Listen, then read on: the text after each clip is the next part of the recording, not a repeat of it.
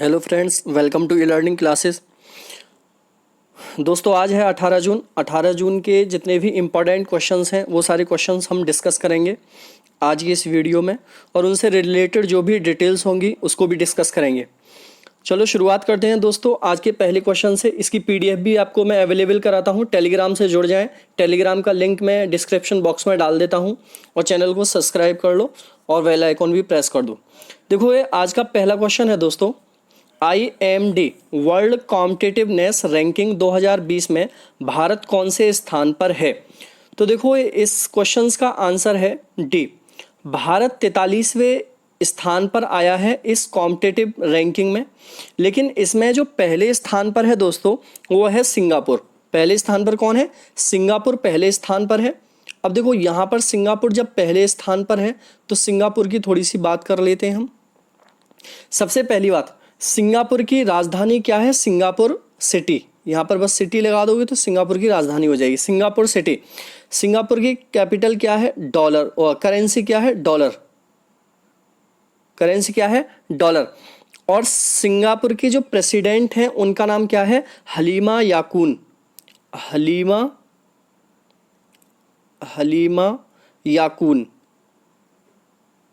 याकूब। हलीमा याकूब यहाँ के प्रेसिडेंट हैं। और यहाँ के प्राइम मिनिस्टर कौन है? प्रधानमंत्री की बात करें दोस्तों तो यहाँ के प्रधानमंत्री हैं ली हसीन लुंग। ये कौन है? यहाँ के पीएम है। तो आप सिंगापुर से इतनी बातें याद रखोगे। सिंगापुर से रिलेटेड जो कुछ भी बताया है, करेंसी भी पूछी जाती है, प्रेसिडेंट भी पूछे जा सकते हैं। तो पहली क्वेश्चन की ये है, भारत की रैंकिंग याद रखना। भारत इसमें 43 नंबर पे आया है। और ये वर्ड भी याद रखना, IMD कॉम्पिटिटिव वर्ल्ड रैंकिंग में। नेक्स्ट क्वेश्चन है दोस्तों आज का, क्वेश्चन नंबर 2 है, वर्ल्ड इकोनॉमिक फोरम 2020 के द्वारा जारी रिपोर्ट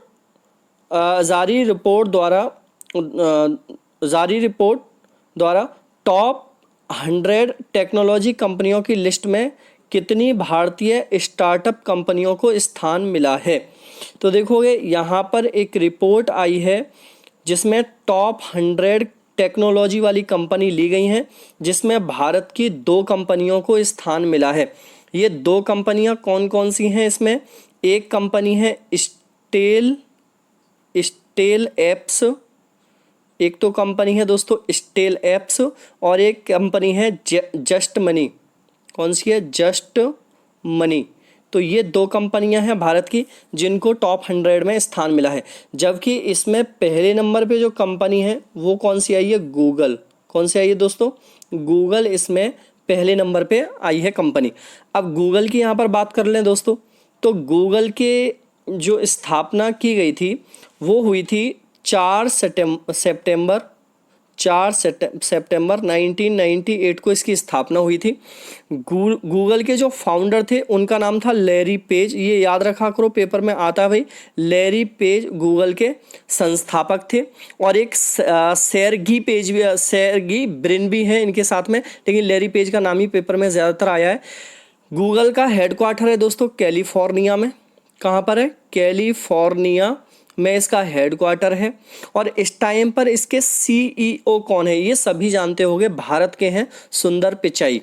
कौन है? सुंदर पिचाई इसके CEO हैं वर्तमान में। ये याद रखोगे क्वेश्चन नंबर 2 से। क्वेश्चन नंबर 3 की ओर चलते हैं दोस्तों। क्वेश्चन नंबर 3 है, हाल ही में प्रधानमंत्री नरेंद्र मोदी के किस अभियान के अंतर्गत देश में पहली रोग निदान प्रयोगशाला तैयार हो गई है? तो देखोगे, देश में पहली रोग निदान प्रयोगशाला तैयार की गई है।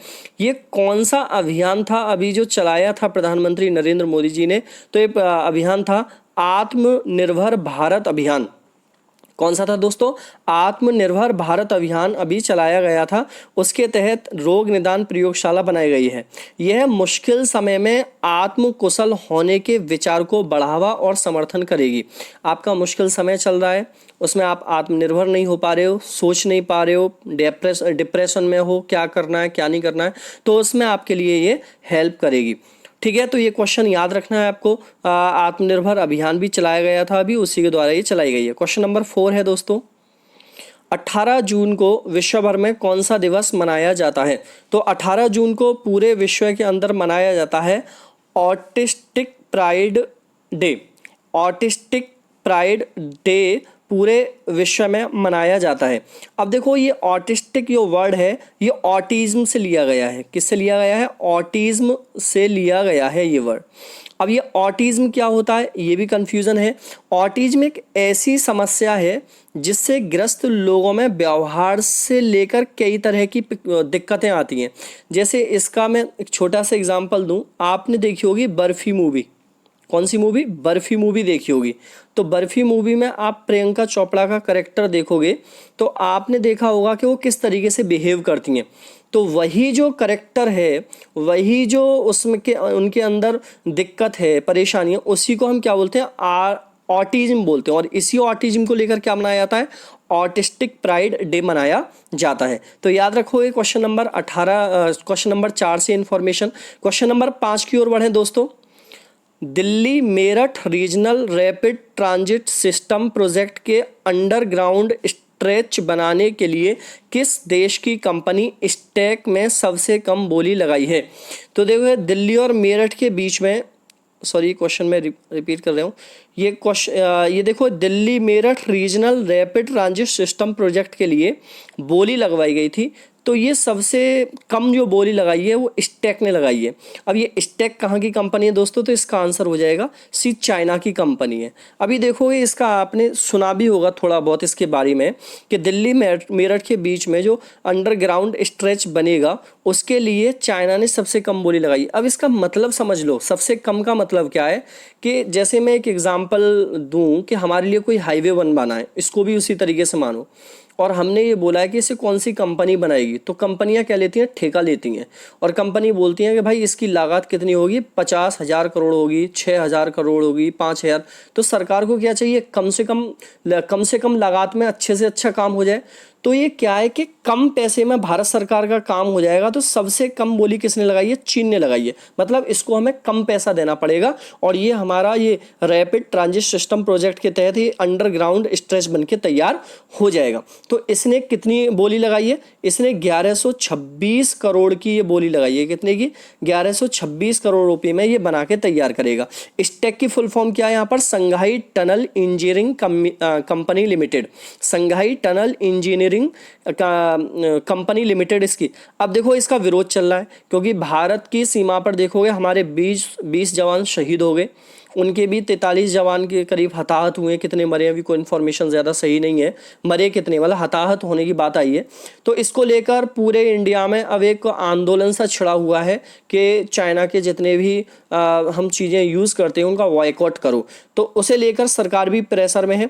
तो हो सकता है कि सरकार ने वैसे बोला तो है कि चाइना से जितने भी अनुबंध हैं अभी उनको रोक दिया जाएगा, तो इसे अभी रोक दिया जाए। लेकिन क्वेश्चन ये इंपॉर्टेंट है, इसे याद जरूर रखना, 1126 करोड़ को भी याद रखना और चाइना को भी याद रखना, ठीक है। तो ये पेपर में इंपॉर्टेंट रहेगा, आ भी सकता है, ठीक है। नेक्स्ट क्वेश्चन की ओर बढ़ते हैं दोस्तों। क्वेश्चन नंबर 6 है, उत्तर कोरिया ने किस देश को दुश्मन बताते हुए उससे अच्छे संबंध कायम करने के लिए बनाया गया कार्यालय बम से उड़ा दिया? देखो ये बहुत इंपॉर्टेंट रहेगा। अभी मैंने इससे रिलेटेड एक क्वेश्चन और बताया था और इसका आंसर है दक्षिण कोरिया। दक्षिण कोरिया ने अभी उत्तर कोरिया से सभी तरह के संबंधों को खत्म कर दिया था। ये क्वेश्चन मैंने बताया था एक वीडियो में आपको। अभी उत्तर कोरिया ने क्या करा है कि इन दोनों देशों के बीच में कार्यालय बनाया गया था जिसमें बैठकर दोनों देश अपने अपने देशों के बारे में, हम दोनों आपस में मिलकर क्या काम कर सकते हैं, सही चीज़ें कैसे, अच्छे संबंध कैसे कायम हो सकते हैं हमारे बीच में। अब जब ये सारी चीज़ें खत्म हो गई तो उत्तर कोरिया ने क्या करा, इस कार्यालय को बम से उड़ा दिया है, ठीक है। कि अब जब बात ही नहीं होगी तो इस कार्यालय का क्या काम है। पता ही है आपको उत्तर कोरिया का जो राजा है वो थोड़ा सा सन की टाइप का और है। तो यहाँ पर उत्तर कोरिया की मैं थोड़ी सी बात कर लेता हूँ पहले। उत्तर कोरिया की अगर बात करें दोस्तों तो उत्तर कोरिया के जो कैपिटल है, मैं पहले उत्तर कोरिया की बता रहा हूँ, ध्यान रखना। उत्तर कोरिया की जो कैपिटल है उसका नाम है प्योंगयांग। क्या नाम है? प्योंगयांग। यहाँ के जो राजा है, यहाँ पर किंग राजा वाला शासन रहता है। तो राजा कौन है? किम जोंग यून। किम जोंग उन, ठीक है। यहाँ की करेंसी क्या है? North Korean won. North Korean won, WON, won याद कर लोगे तो काफ़ी याद हो जाएगा। अब दक्षिण कोरिया की बात कर लें तो इसकी राजधानी क्या है? सियोल। क्या है? इसकी राजधानी सियोल है। इसके जो प्रेसिडेंट है यहाँ पर, उनका नाम क्या है? मून जे इन, मून जे इन। और यहाँ की भी करेंसी क्या है? दक्षिण कोरियाई वॉन। तो ये दोनों करेंसी सेम सेम है, बस इनके ये याद रख लेना, किंग राजा का नाम और इनकी राजधानी याद रख लेना। क्वेश्चन नंबर 7 की ओर बढ़ते हैं दोस्तों। क्वेश्चन नंबर 7 है, मशहूर लोक गायक हीरा सिंह नारायण का 14 जून को निधन हो गया, वह किस राज्य से थे? तो ये कौन से राज्य के थे जिनका निधन हुआ है? तो ये थे दोस्तों उत्तराखंड के। 7वें क्वेश्चन का आंसर है डी, उत्तराखंड के थे हीरा सिंह नारायण। इनका निधन हो गया, लोक गायक थे, ये भी याद रखना है, ठीक है ना। लोक को बोलते हैं, फोकल गायक थे, यहाँ पर सिंगर थे। अब दूसरी बात यहाँ से आती है कि इनका जन्म कब हुआ था? तो इनका जन्म 1940, वैसे इतनी डिटेल्स पेपर में कभी पूछता नहीं है ज़्यादा। और ये उत्तराखंड के अल्मोड़ा से थे। कहाँ से थे? उत्तराखंड के अल्मोड़ा से। अब उत्तराखंड की बात है दोस्तों, तो उत्तराखंड के बारे में थोड़ा सा बता दूं कि उत्तराखंड के जो CM है उनका नाम है त्रिवेंद्र सिंह रावत, त्रिवेंद्र सिंह रावत। और यहाँ की जो गवर्नर है उनका नाम है बेबी रानी मौर्य। उत्तराखंड की कैपिटल देहरादून है। और गैरसैंण भी दूसरी कैपिटल बनाई थी। गैरसैंण मैंने बताया एक वीडियो में, गैरसैंण, और ये भी बताया पेपर में आ भी सकता है, ठीक है। क्वेश्चन नंबर 8 की ओर बढ़ते हैं दोस्तों। क्वेश्चन नंबर देखो, ये है हीरा सिंह राणा, जिनकी डेथ हुई है। ये फोकल गायक थे, ठीक है ना। अल्मोड़ा में इनका जन्म हुआ था, उत्तराखंड के अल्मोड़ा में। क्वेश्चन नंबर देखोगे नेक्स्ट है, किस राज्य सरकार ने शीर्ष फर्राटा धाविका हिमा दास का नाम राजीव गांधी खेल रत्न अवार्ड के लिए नॉमिनेट किया है? तो आप ये जानते होंगे कि कौन से राज्य की हैं, तो यहीं से आपको आइडिया हो जाएगा। आंसर क्या है इसका? असम। असम की सरकार ने हिमा दास का नाम खेल रत्न अवार्ड के लिए भेजा है, अभी मिला नहीं है इनको। हिमा दास के बारे में सभी लोग जानते होंगे, ठीक है। दूसरी बात असम की करें दोस्तों, यहाँ पर असम के जो CM है उनका नाम है सर्बानंद सोनोवाल, सर्बानंद सोनोवाल। CM गवर्नर कौन है यहाँ पर? जगदीश मुखी। कौन है? जगदीश मुखी, ठीक है। तो ये याद रखना है यहाँ पर। इतना क्वेश्चन 8 से रिलेटेड पॉइंट। नेक्स्ट क्वेश्चन की ओर बढ़े दोस्तों। क्वेश्चन नंबर 9 है, देखो ये हिमा दास है, इनका एक पिक आपने देखा ही होगा, इनके बारे में सभी जानते होंगे। एडिडास की भी ब्रांड एम्बेसडर हैं ये इस टाइम पर। क्वेश्चन नंबर देखोगे नेक्स्ट है, पूर्व सांसद और जन्मलक्ष्मी सहकारी बैंक के संस्थापक माधवराव पाटिल का 14 जून को निधन हो गया, वह किस क्षेत्र के सांसद रह चुके थे? देखो ये इंपॉर्टेंट इसलिए हो जाता है क्वेश्चन क्योंकि ये सांसद भी रह चुके हैं। ज़्यादा इंपॉर्टेंट सांसद रहना नहीं है, ज़्यादा इंपॉर्टेंट ये है कि जन्म लक्ष्मी सहकारी बैंक की इन्होंने स्थापना की थी, संस्थापक थे उसके। तो इनका इंपॉर्टेंट इसलिए क्वेश्चन बन जाता है। तो 9वें क्वेश्चन का आंसर है नासिक, ऑप्शन नंबर बी। 9वें क्वेश्चन का आंसर है नासिक, ऑप्शन बी है। अब देखोगे यहाँ पर ये संस्थापक है, ये सहकारी बैंक से याद रखना, नासिक से याद रखना, इनके बारे में माधवराव पाटिल, इनका नाम जरूर याद रखना, ठीक है। नेक्स्ट क्वेश्चन की ओर बढ़ते हैं दोस्तों। क्वेश्चन नंबर देखो ये है माधवराव पाटिल, बड़ी बड़ी सी मूछ है थोड़ी सी, तो आपको समझ में भी आ जाएगा, याद भी रहेगा। आप देखो दोस्तों, आपने एक चीज़ पूछी थी मुझसे, मेरे पास पर्सनली मैसेज आए थे कुछ लोगों के, सर आप क्लास नहीं डाल रहे हो और गर्मी इतनी ज़्यादा है कि AC मेरे रूम में है नहीं, कूलर पंखा बंद करके वीडियो बनानी पड़ती है, अदरवाइज़ तो आवाज़ बहुत आएगी, फिर आपके कमेंट आएंगे कि सर समझ में नहीं आ रहा है। 15 मिनट भी कूलर पंखा बंद करके रूम में बैठना ज़रा इस गर्मी में, और देखना फिर मैं वीडियो बनाऊं आपके लिए या नहीं बनाऊं, ये कमेंट में बताना मुझे। फिर देखो ये नेक्स्ट क्वेश्चन है, हाल ही में सिडबी के नए निदेशक कौन बने हैं? इंपॉर्टेंट रहेगा दोस्तों क्वेश्चन 10वां भी। सिडबी के नए निदेशक कौन बने हैं? पेपर में आता भी रहता है क्वेश्चन, और इसका आंसर है ए, देवेंद्र कुमार सिंह को सिडबी का नया निदेशक बनाया गया है। देवेंद्र कुमार सिंह सिडबी के नए निदेशक बने हैं। अब देखो इंपॉर्टेंट क्या है यहाँ पर, सिडबी। तो सिडबी की सबसे पहले बताऊंगा मैं फुल फॉर्म। सिडबी की फुल फॉर्म होती है स्मॉल, लिखते चले आए, लिख लिया करो भाई, कॉपी लेके बैठा करो, ठीक है। Small industries development bank of India. Repeat कर रहा हूं मैं एक और बार, small industries development bank of India. अब देखो इसकी जो स्थापना हुई थी वो हुई थी 2 अप्रैल 1990 को। कब हुई थी? 2 अप्रैल 1990 को इसकी स्थापना। अब इंपॉर्टेंट क्या है इसमें, सबसे ज़्यादा इंपॉर्टेंट है इसका हेड क्वार्टर, क्योंकि ज़्यादातर आपने जितने भी हेड क्वार्टर पढ़े या तो मुंबई या पढ़े दिल्ली, लेकिन इसका ना तो मुंबई है ना दिल्ली है, इसलिए इंपॉर्टेंट हो जाता है।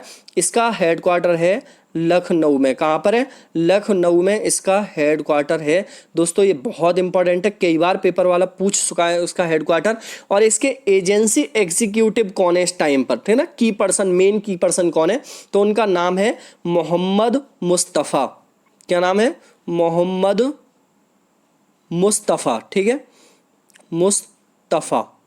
तो याद रख लेना दोस्तों इस क्वेश्चन से रिलेटेड इतनी इंफॉर्मेशन, ठीक है। इम्तियाज़ुर रहमान के बारे में भी मैंने कल बताया था आपके लिए, ठीक है। नेक्स्ट क्वेश्चन की ओर बढ़ते हैं दोस्तों। क्वेश्चन नंबर देखो, ये देवेंद्र कुमार है। एक बारी पिक्चर देखने से इमेजिन हो जाता है कि हमने ये व्यक्ति के बारे में कहीं पढ़ा था, इससे रिलेटेड हमने कुछ पढ़ा था, तो ये बहुत ज़रूरी होती है एक बारी पिक्चर में, इसलिए डाल देता हूँ। क्वेश्चन नंबर 11 है, हाल ही में कौन सा देश global partnership on artificial intelligence में संस्थापक सदस्य के रूप में शामिल हुआ है? ठीक है, तो देखोगे इसका आंसर होगा 11वें क्वेश्चन का भारत। कौन हुआ है आर्टिफिशियल इंटेलिजेंस के रूप में संस्थापक सदस्य में? कौन सा देश है? भारत अपना देश है ग्लोबल पार्टनरशिप के अंदर। ये इंपॉर्टेंट रहेगा, क्वेश्चन आ भी सकता है, इसको टिक कर लो, ठीक है, इंपॉर्टेंट क्वेश्चन है। क्वेश्चन नंबर देखोगे दोस्तों 12वां है, हाल ही में कोविड-19 लोक शिकायतों पर फीडबैक कॉल सेंटर का उद्घाटन किसने किया है? ये भी बहुत इंपॉर्टेंट क्वेश्चन है। देखो मैं ज़्यादातर क्वेश्चन ऐसे ही लाता हूँ जो पेपर में आते रहते हैं, ये ऊट पटांग क्वेश्चन उठाने की मैं कोशिश नहीं करता हूँ कि उठा के कहीं से भी कुछ बना दूँ। क्वेश्चन नंबर 12 है, और क्वेश्चन नंबर 12 का जो आंसर है दोस्तों वह है डॉक्टर जितेंद्र सिंह। डॉक्टर जितेंद्र सिंह ने लोक शिकायतों पर फीडबैक कॉल सेंटर का उद्घाटन किया है कि जो लोक शिकायतें आती हैं उसका फीडबैक क्या है, ठीक है। अब देखो जितेंद्र सिंह की बात करें जो है हमारे, तो ये development of north eastern region के मंत्री हैं। डेवलपमेंट ऑफ नॉर्थ ईस्टर्न मतलब उत्तर पूरब भारत के रीजन के ये डेवलपमेंट मंत्री हैं। ये प्रधानमंत्री के कार्मिक कार्यालय में भी मंत्री हैं, जैसे पेंशन का इनके पास हिसाब किताब भी रहता है, ठीक है। तो इतनी बात याद रखनी है इनसे रिलेटेड। क्वेश्चन नंबर 13वां है दोस्तों, देखो ये जितेंद्र सिंह है, सभी ने देखा हुआ इनके बारे में।